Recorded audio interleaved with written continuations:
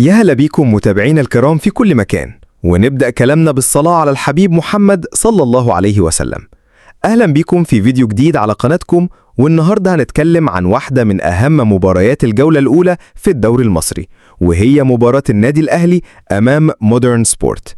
يا ترى الأهلي هيقدر يبدأ موسمه بانتصار كبير، ولا مودرن سبورت هيكون ليها رأي تاني؟ هنغطي كل التفاصيل اللي محتاجين تعرفوها عن المباراة، الموعد والقنوات الناقلة واستعدادات الفريقين. بس قبل ما نبدأ ما تنسوش تدعمونا بلايك وتشتركوا في القناة علشان يوصلكم كل جديد. تفاصيل المباراة: الأهلي ومودرن سبورت. المباراة دي مش مجرد مواجهة عادية، دي بداية موسم جديد بيطمح فيه الأهلي إنه يحافظ على لقبه. يا ترى المارد الأحمر جاهز للتحدي ده؟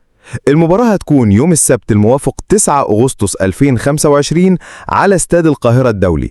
مواعيد انطلاق صافرة البداية هتكون الساعة 9 مساء بتوقيت مصر والسعودية والكويت والعراق وسوريا واليمن والأردن، والساعة 8 مساء بتوقيت ليبيا والسودان وفلسطين، والساعة 7 مساء بتوقيت تونس والجزائر والمغرب.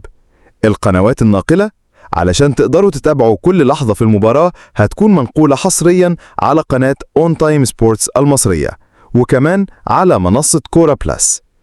استعدادات الفريقين للموسم الجديد. الجهاز الفني للأهلي بقيادة كولر جهز الفريق بشكل مكثف للموسم ده. الفريق خاض 5 مباريات ودية مهمة، مباراتين في تونس فاز فيهم الأهلي على الملعب التونسي والبنزرتي، و3 مباريات في القاهرة فاز على امبي 2-0 ولعب ضد شباب مصر، وآخر مباراة كانت ضد بتروجيت وانتهت بالتعادل 2-2. النتائج دي بتدينا فكرة عن شكل الفريق ومدى جاهزيته للموسم. يا ترى توقعاتكم لنتيجة المباراة؟ هنا يجي دوركم. يا ترى مين تتوقعوا يفوز في المباراة الافتتاحية دي؟ هل الأهلي هيقدر يحقق فوز كبير، ولا مودرن سبورت هتقدم مفاجأة؟ شاركوا بتوقعاتكم لنتيجة المباراة في التعليقات تحت الفيديو. وفي الختام ما تنسوش تعملوا لايك للفيديو وتشتركوا في القناة وتفعلوا زر الجرس علشان يوصلكم كل جديد.